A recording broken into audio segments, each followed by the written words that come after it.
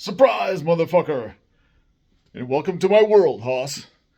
So, this is the basement, the lower level. This is where my game room is. This is where I do my gaming. I brought some things down so you could see them. And then some things are just here, and I'll talk about them as I see them. So I'm in the process of sending out Kickstarter rewards. I don't actually know. I'm a little bit over halfway through, and then for some reason Kickstarter decided to, all the addresses disappeared to all the backers that I sent things to already, and all the backers that I have yet to send things to. So that's crazy. I'm going to check on that in a little bit. I sent out a trouble ticket or whatever, a complaint. So yeah, we'll see what happens there. But yeah, just picking up the mess. But yeah, that's a lot of packing material. I got some paintings here that I did a long time ago, around like 2004, 2005. They were my mom's house or my parents' house,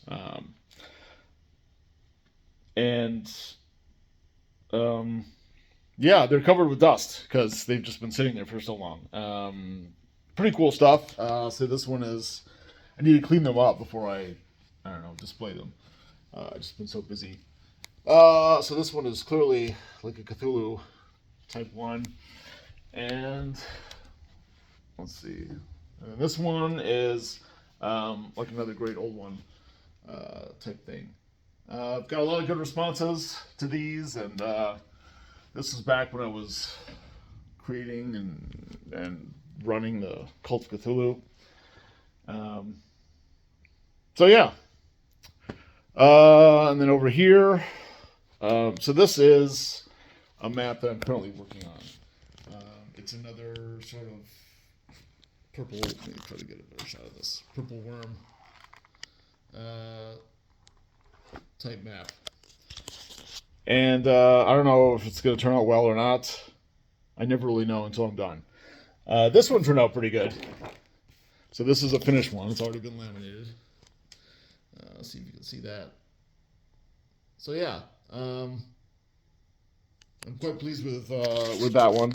And there's another one upstairs that is completed but yet to be laminated, and that one's a little darker, maybe too dark. We'll see when it's laminated, like if and when it's used. If it's really too dark or if it's not too dark, I don't know. But you know, it's all experiments. Anything with art.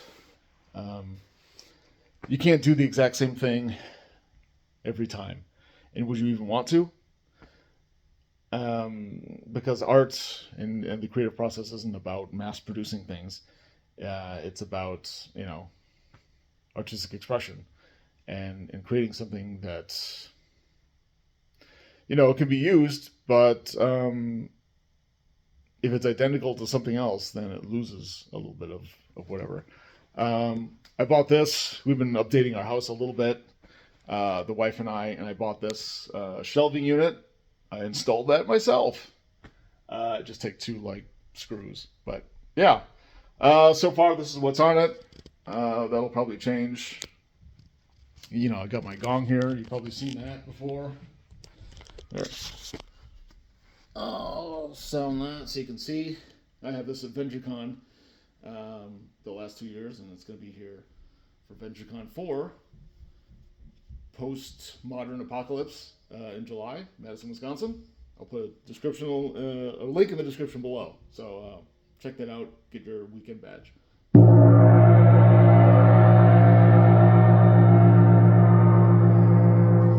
Yes. So I got my Errol Otis Dragon cover painting.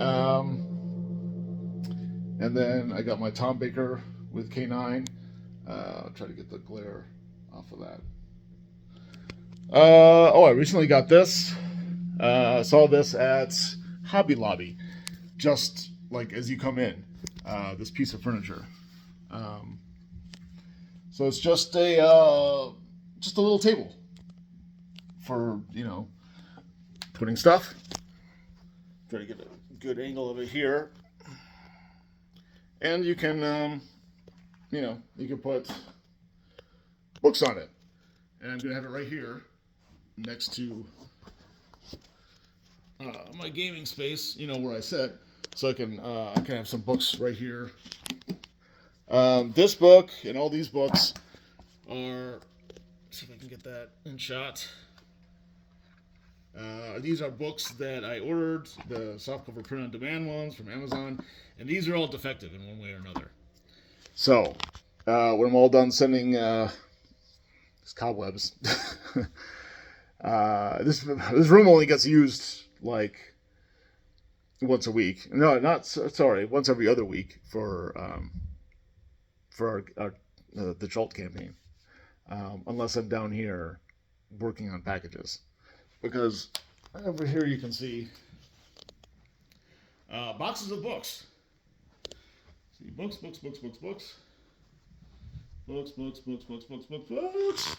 So those are Jolt books. I still have a few to sell. So if you need your hardcover Jolt books, let me know. I will get some for you.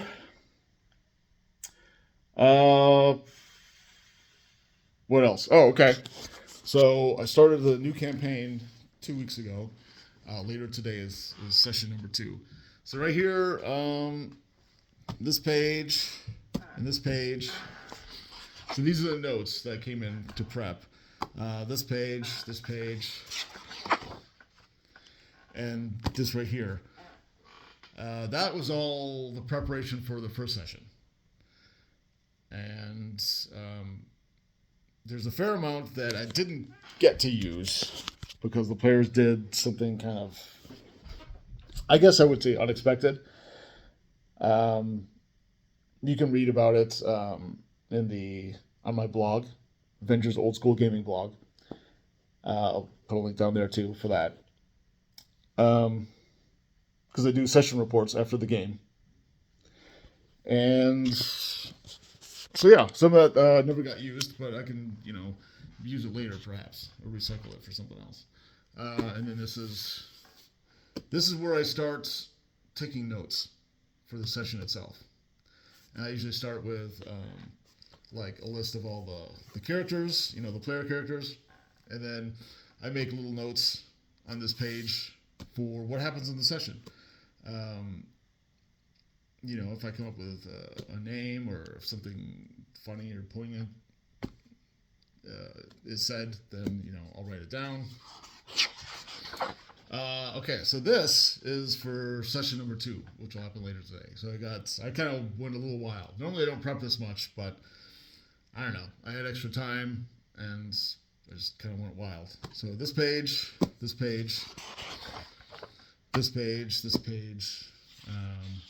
I came up with some random tables too. Like you'll see down here, like 1, 2, 3, and I run out of space sometimes because I think of things like later.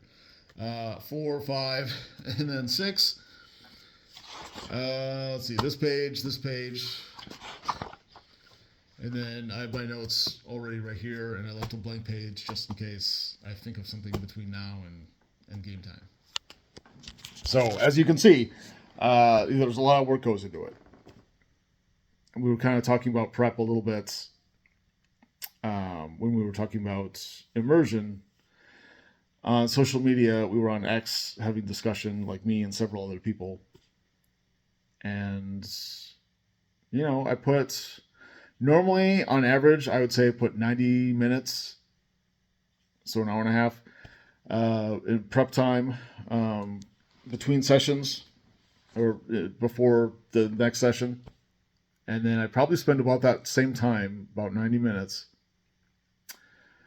after the session is concluded. Sometime in the next 48 hours, I write the session report and post it on my blog. So that also takes time. You have to go through. I don't write every little thing down that happens, but I try to hit all the major points and everything that was amusing or interesting, worth noting. Additionally, sometimes I will make little comments or asides, or I'll just talk about game mastering, or something will be a good indication of game mastering practices, and so I'll highlight that on the blog and talk about whatever that is, how that affects the game, or how I approach that as a game master, stuff like that. I got my my dice set up right there, so that's like a display thing. But then I know exactly where my dice are. So like the D20 is right here. I don't always put them in the same exact place, but when you're rolling dice and you don't have a place to put them at the end when you're not rolling them after they've been rolled, then I don't know if this happens to everybody, but I lose track.